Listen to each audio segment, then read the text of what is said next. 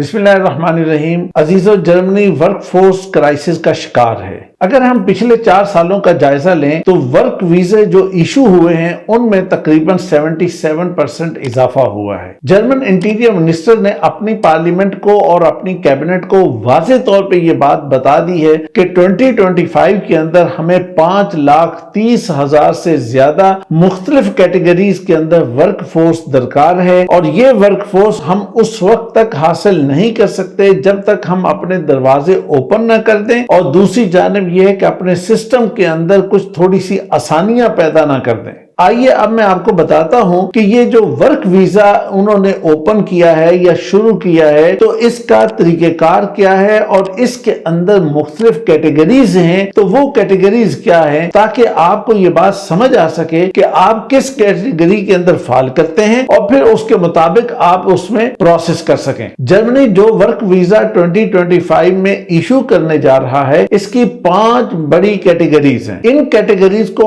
आप अच्छी तरह से समझ लीजिए तो उसके बाद आपके लिए प्रोसेस करना आसान हो जाएगा। तो जनाब, इसमें सबसे पहली कैटेगरी जो है वो ब्लू कार्ड कैटेगरी है। तो ब्लू कार्ड कैटेगरी के अंदर हाईली प्रोफेशनल स्किल्ड लोग चाहिए होते हैं, और इनके साथ एक खास बात यह है कि इनका वीजा प्रोसेस जो है वो सबसे फास्ट होता है। लेकिन इसके अंदर अहम बात जो आपको पेश नजर रखनी है वो ये है कि इसमें MS और PhD ही अप्लाई कर सकते हैं। दूसरी अहम बात इसके अंदर ये आपको समझने की है कि इसमें आपका फील्ड जो है वो इंजीनियरिंग का है, वो साइंसेस का है, वो IT का है, वो इसी तरह मेडिकल साइंसेस के कुछ फील्ड्स हैं। ये वो कैटेगरी है कि अगर आप इसके अंदर फाल करते हैं तो आपके लिए बहुत आसानी से ये प्रोसेस हो सकेगा। तो जनाब, दूसरी कैटेगरी जो है वो स्किल्ड वर्कर वीजा की है, और इस कैटेगरी के अंदर इंजीनियरिंग और टेक्नोलॉजी के लोग अप्लाई कर सकते हैं, लेकिन वो कि जिनके पास डिग्री मौजूद हो और अच्छी उनके पास क्वालिफिकेशन मौजूद हो। तो इनके लिए बहुत अच्छे ऑप्शंस भी वहां मौजूद हैं, और सबसे ज्यादा ऑप्शंस इन्हीं लोगों के लिए हैं कि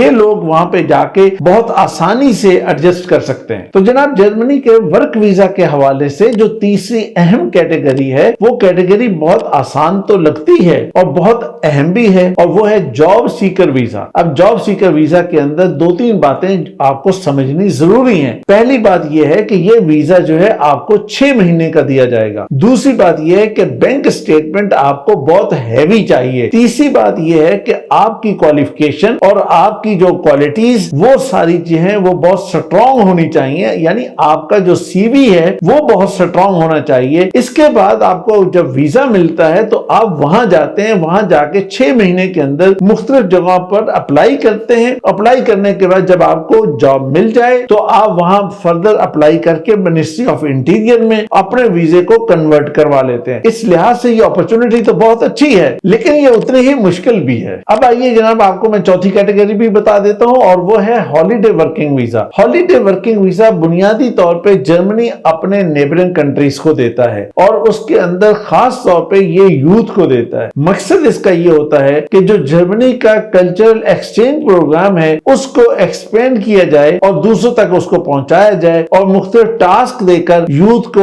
नौजवानों को जो हॉलीडे पे आके काम करना चाहते हैं उनको टास्क दिया जाता है, और उस टास्क के मुताबिक ये लोग काम करते हैं। लेकिन बहरहाल आप भी अप्लाई कर सकते हैं, अप्लाई करने में तो कोई हर्ज नहीं है, लेकिन जो जर्मनी से जितना दूर होगा उतने उसके वीजा के चांसेस कम हो जाते हैं। आइए जनाब, अब आपको आखिरी कैटेगरी बता दी जाए, ये है ICT कार्ड। इसका मतलब ये होता है कि आप अगर किसी बड़ी कंपनी में, किसी मल्टीनेशनल कंपनी में ऑलरेडी कहीं पे काम कर रहे हैं, किसी बड़ी पोस्ट पे आप काम कर रहे हैं, तो वो आप उसी कंपनी के अंदर से ही अप्लाई करके आप अपने आप को जर्मनी में शिफ्ट करा लेते हैं। इसको समझने के लिए मैं आसान बताता हूं कि एक ही कंपनी है, उसका एक ऑफिस पाकिस्तान में है, दूसरा ऑफिस जर्मनी में है। तो आप कंपनी के अंदर से ही आप उन्हें अप्लाई करेंगे कि जनाब मुझे जो है वो आप जर्मनी में ट्रांसफर कर दें। तो इस तरह से भी ये बात पॉसिबल हो सकती है। दूसरा तरीका इसमें यह होता है कि आप जर्मन अथॉरिटी से कहते हैं कि मैं इस कंपनी में काम कर रहा हूं और मैं यहाँ जर्मन में आके भी काम कर सकता हूं। तो इस तरह से इसका एक प्रोसेस है। ये चीज भी पॉसिबल है लेकिन बहुत मुश्किल होती है। आमतौर पर जो बड़ी पोस्ट पे जो लोग काम कर रहे होते हैं, ये अपॉर्चुनिटी उन्हीं को मिल पाती है। मेरे अजीजों, आपके सामने मैंने बहुत सारी जॉब अपॉर्चुनिटीज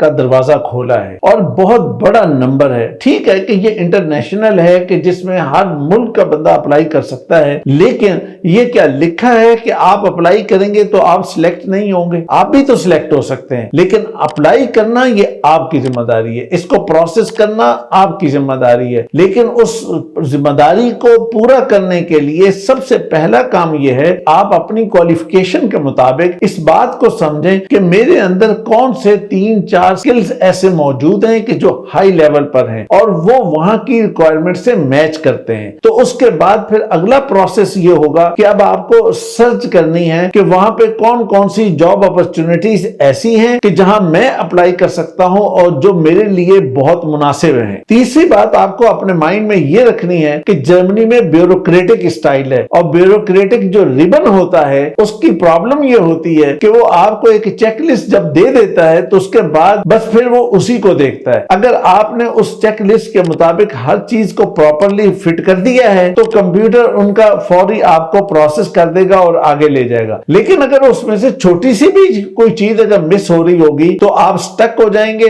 और अगर एक दफा स्टक हो जाएंगे तो बहुत लंबा डिले भी आपको आ सकता है। आखिरी बात ये समझ लीजिए कि अगर कोई ऐसी सूरत हाल आपके सामने आती है कि जो जरा थोड़ी सी कॉम्प्लिकेटेड भी है और उसका प्रोसेस जरा मुश्किल भी है, उसके साथ साथ वहां पर आपको ये बहुत कॉम्पिटिटिव इन्वायरमेंट नजर आता है, तो उसके अंदर अगर आप कोई प्रोफेशनल हेल्प ले लेते हैं तो इसमें कोई हर्ज नहीं। लेकिन इस प्रोफेशनल हेल्प को लेने से पहले आपको ये अच्छी तरह समझ लेना चाहिए कि ऐसा कौन एक्सपर्ट है कि जो ये प्रोफेशनल हेल्प दे सकता है। तो उस हेल्प को लेने से पहले तसल्ली कर लेना ये आपकी जिम्मेदारी है कि ताकि बाद में आपको कोई अफसोस और रिग्रेट ना हो। मेरे अजीजों, मेरी दुआएं आपके साथ हैं। खुश रहिए, शाद रहिए, आबाद रहिए।